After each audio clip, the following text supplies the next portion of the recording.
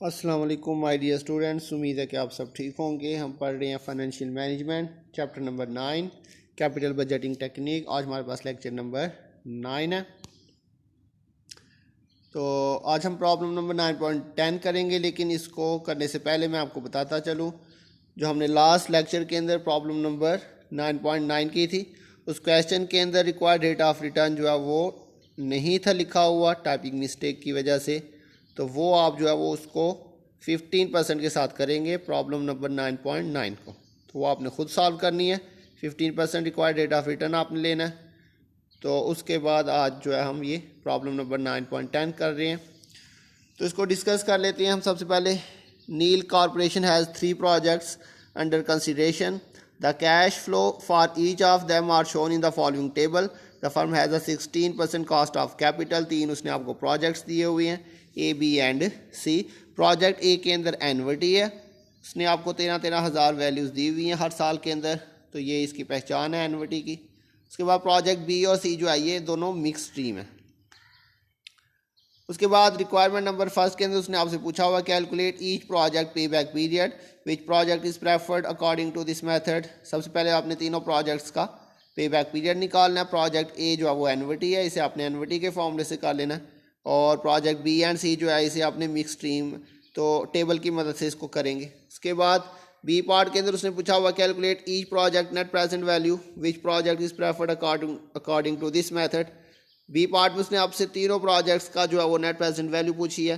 तो इसके अंदर भी आपने प्रोजेक्ट ए को एनविटी वाले फॉर्मूले से कर लेना है, और इसके बाद बी एंड सी को आपने टेबल की मदद से कर लेना है। तो इस क्वेश्चन के अंदर हम ऑलमोस्ट अभी तक जितने भी क्वेश्चन किए हुए हैं, तो ये समझे प्रॉब्लम नंबर 9.10 जो है ये उन सारे सवालों की जो है वो समरी है। इसके अंदर सब कुछ आ रहा है। इसमें एनविटी भी आ रही है, मिक्स स्ट्रीम भी आ रही है, और इसके अलावा इसमें हमने जो है वो पे बैक पीरियड भी निकालना है, एनविटी का भी और मिक्स स्ट्रीम का भी। फिर नेट प्रेजेंट वैल्यू निकालनी है, एनविटी का भी और मिक्स स्ट्रीम का भी। तो इससे पहले हमने जितने सवाल किए हैं उन सारे सवालों में हमने यही सारी चीज़ें निकाली थी। तो आप कह सकते हैं ये जो प्रॉब्लम नंबर 9.10 हम करने लगे हैं ये समरी है अभी तक हमने जितने भी सवाल किए हैं उन सारे सवालों की।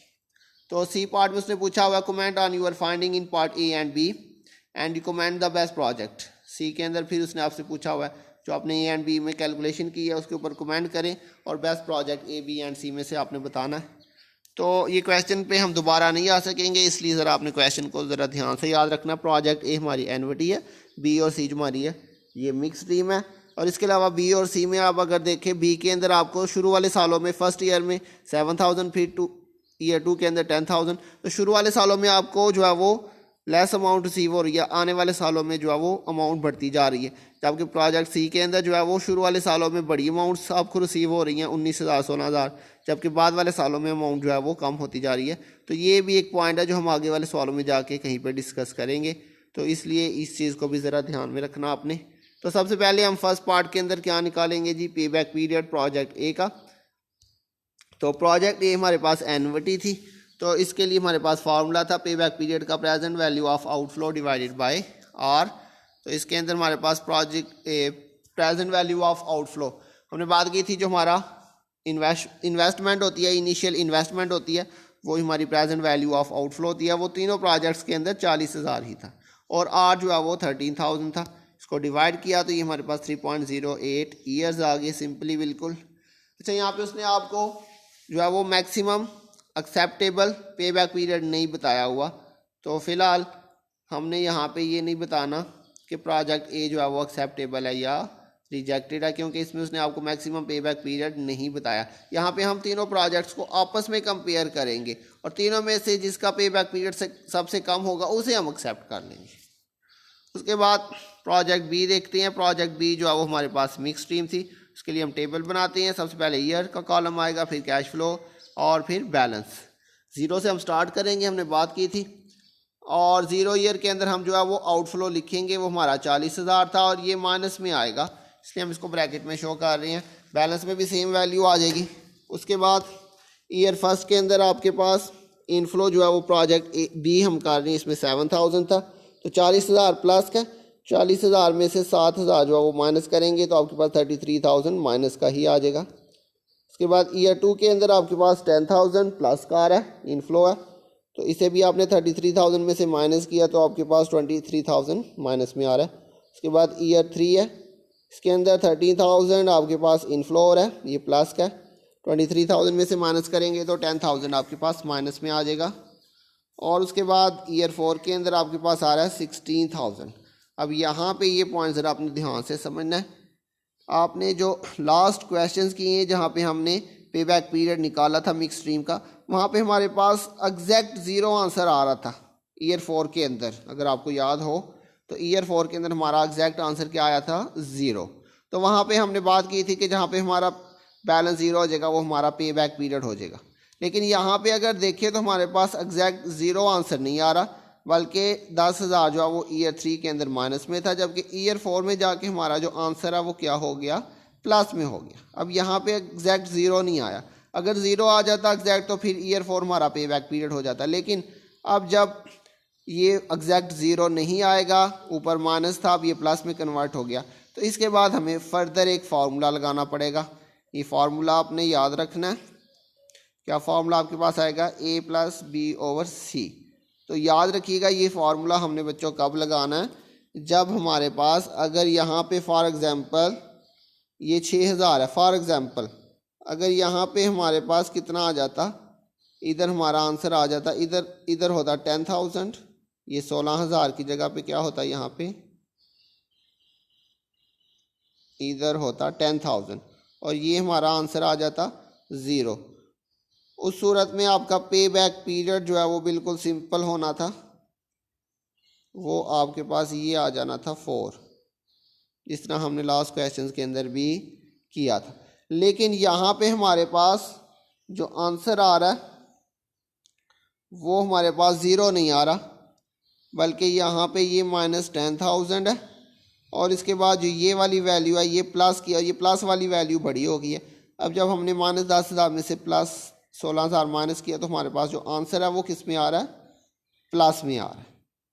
तो अगर आपके पास ये वाला आंसर प्लस में आ जाए तो उस सूरत में फिर आप ये वाला फार्मूला लगाएंगे। तो ये आपको जो पॉइंट बता रहा था ये कि फार्मूला कब लगाना है, जब हमारे पास बैलेंस जो है वो प्लस में कन्वर्ट हो जाएगा तो फिर हम ये फार्मूला लगाएंगे। तो अब हमने ये फार्मूला लगा लिया, चूँकि 6,000 हमारा प्लस में आ गया। अब इसमें ये A, B एंड C ये वैल्यूज़ कहाँ से आएंगी, ये पॉइंट ज़रा आपने ध्यान से समझना है। तो आपके पास जिस साल के अंदर आपका जो बैलेंस है वो प्लस में हो जाए, जिस साल में आपका बैलेंस क्या हो जाए, प्लस हो जाए। ये देखें ये प्लस में हो गया, कौन से साल में, ईयर 4 के अंदर। तो ईयर 4 के अंदर आपके पास जो बैलेंस है वो प्लस में हो गया। जो इससे लास्ट ईयर होगा वो आपकी होगा, वो आपकी जो वैल्यू होगी ईयर होगा वो आपका होगा A। तो यहाँ पे A कौन सा होगा बच्चों, 3। समझ लगी, मैंने क्या बताया, जिस साल में आपका बैलेंस प्लस में कन्वर्ट हो जाएगा उससे जो पिछला साल होगा वो आपका होगा A, और उसी साल का जो बैलेंस होगा वो आपका होगा B। तो 10,000 आपका क्या होगा यहाँ पे, B। और C जो है वो कौन सा होगा, जो आपकी लास्ट कैश फ्लो होगी, जो आपका लास्ट कैश फ्लो, या सिंपली आप कह सकते हैं कि जिस साल में आपका बैलेंस प्लस में चला गया उस साल का जो कैश फ्लो होगा, उस साल का क्या होगा, जो ये कैश फ्लो। तो मैं दोबारा से इसको रिपीट कर देता हूँ, A, B एंड C क्या होगा, जिस साल में आपका बैलेंस प्लस में हो गया उस साल से जो पिछला साल होगा ये वाला, ये आपका होगा A, और उसी साल का जो A है उसी साल का जो आपका बैलेंस है वो आपका होगा B, और उससे जो अगला साल है उस साल का जो कैश फ्लो होगा वो आपका होगा C। तो बहरहाल ये मैंने लिखा भी हुआ है A, B एंड C। अब इसमें आप फार्मूले में वैल्यूज पुट कर ले। A आपके पास आ गया 3, B आपके पास आ गया 10,000 और C आ गया 16,000। अब 10,000 को 16,000 पे डिवाइड करेंगे और 3 के अंदर प्लस कर लेंगे तो ये आपके पास डिवाइड करके प्लस करके आ रहा है 3.63 ईयर्स। तो ये इसमें थोड़ा सा चेंज था। नेक्स्ट प्रोजेक्ट C है, उसका भी बिल्कुल ऐसे ही वर्किंग करेंगे। 0 ईयर के अंदर आउटफ्लो 40,000 था, उसके अंदर भी पहले साल में आपको 19,000 रिसीव हो रहा है, तो 40 में से 19 माइनस किया तो ये 21,000 आ जाएगा। उसके बाद सेकंड ईयर में 16,000 आ रहा था, 21 में से 16 माइनस किया तो 5,000, ये अभी स्टिल माइनस में आ रहा है। ईयर 3 के अंदर हमारे पास 13,000 प्लस में आ रहा है, तो 5,000 माइनस है, डिफरेंस लेंगे तो ये आपके पास 8,000 प्लस में आ गया। अब फिर से वही पॉइंट आ गया जो हमने अभी प्रोजेक्ट बी के अंदर किया कि अगर आपका बैलेंस प्लस में चला जाता है तो उसके बाद हमें फिर ये फॉर्मूला लगाना पड़ेगा A + B/C। तो A कौन सा होगा, जिस साल आपका बैलेंस प्लस में चला गया उससे पिछला साल, तो उससे पिछला साल तीसरे साल में प्लस में कन्वर्ट हुआ तो ईयर 2 जो है ये आपका A होगा, और इसी साल का जो बैलेंस है वो आपका B होगा, और जो नेक्स्ट ईयर का कैश फ्लो होगा वो आपका C होगा। बिल्कुल सिंपल है। तो अब इसमें वैल्यूज पुट कर लेती हैं। A आपके पास 2 था, B आपके पास 5,000 और C आपके पास 13,000। 5,000 को 13,000 पे डिवाइड किया और 2 में प्लस किया तो 2.38 ईयर्स आ गया। तो ये हमने A, B एंड C तीनों का जो है वो निकाल लिया। अब इन तीनों में से जिसका पे बैक पीरियड सबसे कम होगा वो हमारे लिए बेस्ट प्रोजेक्ट होगा। इसमें उसने आपको मैक्सिमम पे बैक पीरियड नहीं था बताया, तो यहाँ पे हमने A, B एंड C को आपस में कंपेयर करना था और बताना है कि कौन सा इनमें से बेस्ट प्रोजेक्ट है। तो पे बैक पीरियड की बेस पे आप याद रखिएगा, जिसका पे बैक पीरियड सबसे कम होगा। पे बैक पीरियड का मतलब क्या होता है कि कितने सालों में हमें हमारी अमाउंट रिकवर होगी। तो सिंपली जिस साल में हमें जल्दी रिकवर हो जाए, जिसका पे बैक पीरियड कम होगा, वो हमारे लिए प्रेफरेबल होगा। तो ये नीचे आपने यहाँ पे स्टेटमेंट लिख देनी है। यहाँ पे हर प्रोजेक्ट के साथ मेंशन नहीं करेंगे कि एक्सेप्टेबल है या रिजेक्टेड है, क्योंकि मैक्सिमम पे बैक पीरियड नहीं बताया। यहाँ पे आपने सिर्फ एंड पे बताना कि कौन सा प्रेफरेबल है। तो project C with the shortest pay back period is preferred. तो सबसे कम पे बैक पीरियड जो है वो कौन से प्रोजेक्ट का, वो प्रोजेक्ट सी का। आप ए एंड बी को भी देख लीजिएगा, वो दोनों इससे ज़्यादा आ रहे थे। तो ये हमारा फर्स्ट पार्ट था, इसमें हमने पे बैक पीरियड निकाला। उसके बाद नेक्स्ट उसने आपसे पूछा हुआ है net present value B part के अंदर। तो तीनों प्रोजेक्ट का नेट प्रेजेंट वैल्यू कैलकुलेट करेंगे। सबसे पहले प्रोजेक्ट ए जो है वो एनविटी थी, उसका फॉर्मूला आपके पास है net present value present value of inflow minus present value of outflow. Data लिख लेते हैं। हमारे पास आर इसमें 13,000 था, एन 5 ईयर था, रेट ऑफ इंटरेस्ट या रिक्वायर्ड रेट ऑफ रिटर्न 16% था, और प्रेजेंट वैल्यू ऑफ इनफ्लो हमें यहाँ पे चाहिए। तो फॉर्मूला लगाते हैं एनविटी का। Present value NPV is equal to R into present value interest factor NPV I into N. इसमें वैल्यूज पुट करते हैं। आर 13,000 है और आई जो है वो 16% है, एन 5 ईयर्स है। तो ये अब हमारे पास टेबल है। इस टेबल में से हम देख लेते हैं हमारे पास क्या फैक्टर आ रहा है। तो ये आपके पास है 16%, और 16% के ऊपर आपने कौन से साल में देखना है, ईयर 5 के अंदर। तो ये आपके पास आ रहा है फैक्टर 3.274। तो अब इसको फार्मूले में पुट कर लेते हैं। ये हमने पुट किया 3.274 फैक्टर। अब इसको 13,000 से मल्टीप्लाई करते हैं तो ये आ रहा है 42,562। दूसरी जो हमें इस फार्मूले में चीज़ चाहिए नेट प्रेजेंट वैल्यू के लिए, वो हमें चाहिए प्रेजेंट वैल्यू ऑफ आउटफ्लो। तो हमने बात की थी जो हमारी इनिशियल इन्वेस्टमेंट होगी वो हमारी प्रेजेंट वैल्यू ऑफ आउटफ्लो होगी। दोनों चीज़ें आ चुकी हैं। फार्मूले में पुट किया नेट प्रेजेंट वैल्यू के। तो प्रेजेंट वैल्यू ऑफ इनफ्लो हमारे पास अभी लास्ट हमने देखा 42,562, और प्रेजेंट वैल्यू ऑफ आउटफ्लो 40,000 है। डिफरेंस लिया तो प्लस में आ रहा है 2,562। तो इसी तरह से अब आपने प्रोजेक्ट बी एंड सी का निकाल लेना है। यहाँ पर भी उसने आपसे ये नहीं था पूछा कि आपने कौन से प्रोजेक्ट को जो है, हर प्रोजेक्ट के साथ आपने नहीं मेंशन करना एक्सेप्टेबल या रिजेक्टेड, आपने बेस्ट प्रोजेक्ट बताना तीनों में से कौन सा। तो ये फिलहाल हमने प्रोजेक्ट ए की नेट प्रेजेंट वैल्यू निकाली है एनविटी वाले फॉर्मूले से। अब project B and C mix stream था तो वो हम टेबल से उनकी नेट प्रेजेंट वैल्यू निकालेंगे। तो उसके लिए हमारे पास year, cash flow, present value, interest factor 16% rate था, और प्रेजेंट वैल्यू। तो सबसे पहले हमारे पास ईयर 0 से स्टार्ट करेंगे। 1 2 3 4 5 5 सालों का डाटा दिया हुआ था उसने आपको टेबल के अंदर। तो कैश फ्लो के अंदर पहले साल में 40,000 आउटफ्लो है, माइनस में लिखेंगे, और उसके बाद जो आपके पास इनफ्लो आ रही है तो ये आप क्वेश्चन में देख लीजिएगा। प्रोजेक्ट बी का आपने ये इनफ्लो लिखना है, इसलिए मैं आपको कह रहा था कि डाटे को ज़रा अच्छी तरह से देख लें, हम दोबारा से क्वेश्चन में नहीं आ सकेंगे। तो ये डाटा बहरहाल हमने प्रोजेक्ट बी का इनफ्लो लिख लिया। अब हमें चाहिए फैक्टर 16% के ऊपर। अब हमें टेबल में जाके देखना पड़ेगा, लेकिन अब हम जो है वो एनविटी वाले टेबल में नहीं देख रही है, मिक्स स्ट्रीम है। तो मिक्स स्ट्रीम के अंदर आपने एनविटी में से नहीं देखना, आपने सिंपल में से देखना है। ये पॉइंट ज़रा ध्यान से याद रखिएगा। ये ना हो सारा क्वेश्चन आप ठीक करें और फैक्टर जो है वो गलत टेबल से देख लें, सारा क्वेश्चन गलत हो जाएगा। तो आपने present value interest factor simple वाले टेबल में से जाके 16% पे ये फैक्टर लिखनी है, ईयर 1 2 3 4 एंड 5, 5 सालों की। तो ये देखिएगा आपके पास ये present value interest factor simple है। इसके अंदर आपने 16% पे जो है वो रेट लेने हैं और कितने सालों के आपने लेने हैं, ये 5-6 सालों के आपने ये फैक्टर लेने हैं। ये आपने बिल्कुल सेम इसी तरतीब से जो है वो टेबल के अंदर जाके वैल्यूज़ पुट कर देनी है। 0.862, 0.743, 0.641, 0.552, 0.476। तो ये सारी वैल्यूज़ आपने उस टेबल के अंदर पुट कर लेनी है। और आपको मैंने बताया था 0 ईयर के ऊपर हमेशा फैक्टर 1 ही आएगा और बाकी फैक्टर आपने उसी तरह से टेबल की मदद से यहाँ पे पुट कर देने हैं। उसके बाद हम प्रेजेंट वैल्यू निकालेंगे। इसके लिए हम कैश फ्लो और प्रेजेंट वैल्यू इंटरेस्ट फैक्टर को आपस में मल्टीप्लाई करेंगे। 1 × 40,000 तो ये 40,000 माइनस में ही आ जाएगा। फिर 0.862 मल्टीप्लाई बाई 7,000 तो ये आपके पास 6,034। इसी तरह से आपने ये सारी वैल्यूज़ जो है वो मल्टीप्लाई करते जाना है तो ये आपके पास आ जाएंगी सारी वैल्यूज़। इसके बाद आपने जो फर्स्ट वैल्यू है माइनस में और बाकी सारी प्लस में है, इन सब को आपने प्लस माइनस करना है तो ये आपके पास आ जाएगा नेट प्रेजेंट वैल्यू। तो यहाँ पे आपके पास जो 40,000 है वो अमाउंट बड़ी आ रही है, माइनस में आंसर आ रहा है।